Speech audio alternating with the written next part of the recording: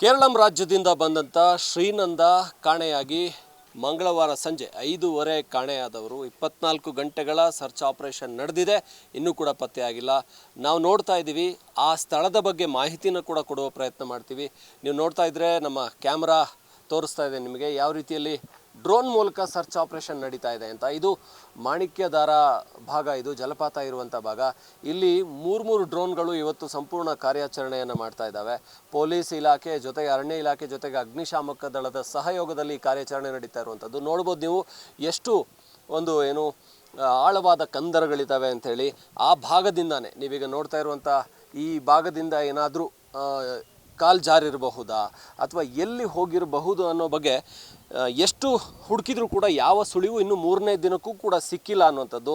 ಎಷ್ಟು ಆಳವಾದ ಪ್ರಪಾತ ಇದೆ, ಏನಾದರೂ ತಪ್ಪಿಸಿಕೊಂಡ್ರೆ ಇಲ್ಲೆಲ್ಲ ಬದುಕುಳಿಯುವ ಸಾಧ್ಯತೆ ಇದೆಯಾ ಅಥವಾ ಇತ್ತೀಚೆಗೆ ಈ ಕೊಡಗು ಭಾಗದಲ್ಲಿ ಒಂದು ಫಾರೆಸ್ಟ್ನಲ್ಲಿ 4 ದಿನಗಳ ನಂತರ ಒಬ್ಬರು ಇದೇ ಕೇರಳ ಮೂಲದ ಮಹಿಳೆ ಬಂದಿರುವಂಥದ್ದು, ಬದುಕುಳಿದಿರುವಂಥದ್ದು, ಶರಣ್ಯ ಅನ್ನುವಂಥವ್ರು. ಆ ಥರದ್ದೇನಾದರೂ ಪವಾಡ ಆಗಿರಲಿ ಅಂತ ನಿರೀಕ್ಷೆ ಮಾಡಬೇಕೀಗ. ಯಾಕಂದರೆ ಇದು 3ನೇ ದಿನದ ಆರಂಭದಲ್ಲಿ ಕೂಡ 100ಕ್ಕಿಂತ ಹೆಚ್ಚು ಬೇರೆ ಬೇರೆ ಇಲಾಖೆಗಳವರು ಇಲ್ಲಿ ಶೋಧ ಕಾರ್ಯ, ಅರಣ್ಯ ಇಲಾಖೆ ಇರ್ಬೋದು, ಇಲ್ಲ ಅಂತ ಹೇಳಿದರೆ ಪೊಲೀಸ್ ಇಲಾಖೆ ಇರ್ಬೋದು, ಕೇರಳದಿಂದ ಕೂಡ ಪೊಲೀಸರು ಬರ್ತಾರೆ ಅನ್ನುವಂಥ ಮಾಹಿತಿ ಇದೆ. ಆ 15 ವರ್ಷದ ಹೆಣ್ಣುಮಗಳು ಕುಟುಂಬದ ಜೊತೆ ಬಂದಿದ್ದವಳು. 40 ಜನ ಕುಟುಂಬದವರಿದ್ದರು. ಅವರಿದ್ದರು ಇಲ್ಲೇನೆ ಖುಷಿಯಾಗಿ ಇಲ್ಲಿ ಫೋಟೋಗಳನ್ನು ತೆಗೆದುಕೊಂಡು ಈ ಅರಣ್ಯದ ಈ ಒಂದು ಪರಿಸರದ ಸೌಂದರ್ಯವನ್ನು ಸವಿತಾ ನಡ್ಕೊಂಡು ಬರ್ತಾ ಇದ್ದವಳು ಇದ್ದಕ್ಕಿದ್ದ ಹಾಗೆ ಎಲ್ಲಿ ಕಾಣೆಯಾದರೂ ಇಂಥ ಒಂದು ದಟ್ಟ ಅರಣ್ಯದಲ್ಲಿ, ಇಂಥ ಒಂದು ಆಳ ಪ್ರಪಾತ ಇರುವಂಥ ಭಾಗದಲ್ಲಿ ಎಲ್ಲಿ ಹೋಗಿರೋದಕ್ಕೆ ಸಾಧ್ಯ? ಸದ್ಯಕ್ಕೆ ಇದು ಒಂಥರ ನಿಗೂಢವಾಗಿ ಉಳ್ಕೊಂಡಿದೆ. ಏನಾಯಿತು ಅನ್ನೋದನ್ನು ಈಗಾಗಲೇ ನಾವು ಸ್ಥಳೀಯ ಪೊಲೀಸ್ ಅಧಿಕಾರಿ ಇರ್ಬೋದು ಅಥವಾ ಫಾರೆಸ್ಟ್ ACF ಇರ್ಬೋದು, ಅವ್ರನ್ನ ಮಾತಾಡಿಸಿದಾಗ ಅವರು ಕೂಡ ಅದರ ಬಗ್ಗೆ ಮಾಹಿತಿನ ಕೊಡುವಲ್ಲಿ ಯಾವುದೇ ಸುಳಿವು ಸಿಕ್ಕಿಲ್ಲ ಅಂತ ಹೇಳ್ತಾ ಇದ್ದಾರೆ.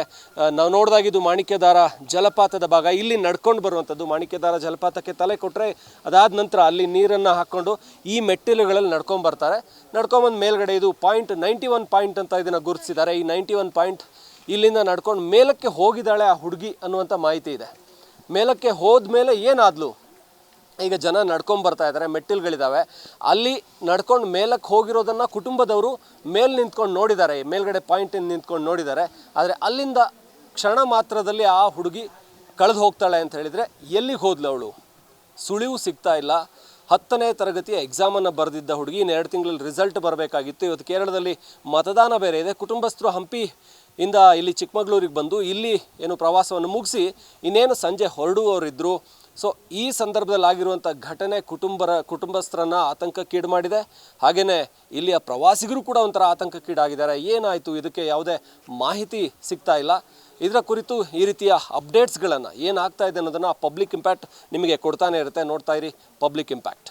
ಜೀನಿ ಸ್ಲಿಮ್ ತಗೊಳಕ್ಕೆ ಸ್ಟಾರ್ಟ್ ಮಾಡಿದ್ನೋ ಅವಾಗ ಮಂತ್ಲಿ ಪೀರಿಯಡ್ಸ್ ಆಗ್ತಾ ಇದ್ದೀನಿ. PCOD ಪ್ರಾಬ್ಲಮ್ ನಾರ್ಮಲ್ ಆಗಿದೆ, ಥೈರಾಯ್ಡ್ ನಾರ್ಮಲ್ ಆಗಿದೆ. ಪೀರಿಯಡ್ಸ್ ಎಲ್ಲ 6 ಮಂತ್ ಆದ್ರೂ ಆಗ್ತಾ ಇದ್ದಿಲ್ಲ, ಇವಾಗ ರೆಗ್ಯುಲರ್ ಪೀರಿಯಡ್ಸ್ ಆಗ್ತಾ ಇದೆ. ಜೀನಿ ಸ್ಲಿಮ್ ನ ಯೂಸ್ ಮಾಡಿ 8 ತಿಂಗಳಲ್ಲಿ 55 kg ಸಣ್ಣ ಆಗಿದ್ದಾರೆ. ಜೀನಿ ಸ್ಲಿಮ್ ತಗೊಳ್ಳಿ, ಬೇಗ ಸಣ್ಣ ಆಗ್ತೀರಾ, ಫ್ಯಾಟ್ ಲಾಸ್ ಆಗ್ತದೆ. ಜೀನಿ ಸ್ಲಿಮ್ ನ ಯೂಸ್ ಮಾಡಿ 100% ಯಾವುದೇ ಸೈಡ್ ಎಫೆಕ್ಟ್ ಇಲ್ದಂಗೆ ಸಣ್ಣ ಆಗ್ತೀರಾ. ಇಂತಹ ನೈಜ ಕುತೂಹಲ ಭರಿತ ಸುದ್ದಿಗಳು ನಿಮಗೆ ಸಿಗಬೇಕಂದ್ರೆ ರಾಜ್ಯದ ಪ್ರತಿಷ್ಠಿತ ಜನಪರ ಡಿಜಿಟಲ್ ಸುದ್ದಿ ಮಾಧ್ಯಮ ಪಬ್ಲಿಕ್ ಇಂಪ್ಯಾಕ್ಟ್ ಚಾನೆಲ್ ಅನ್ನು ಯೂಟ್ಯೂಬ್ನಲ್ಲಿ ಸಬ್ಸ್ಕ್ರೈಬ್ ಮಾಡ್ಕೊಳ್ಳಿ.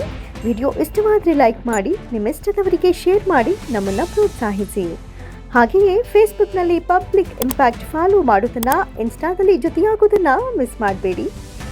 ಜಾಹೀರಾತು ಹಾಗೂ ಬಿಸ್ನೆಸ್ ಪ್ರಮೋಷನ್ಗಾಗಿ ಸಂಪರ್ಕಿಸಿ 9606037450 ಅಥವಾ 9353224116.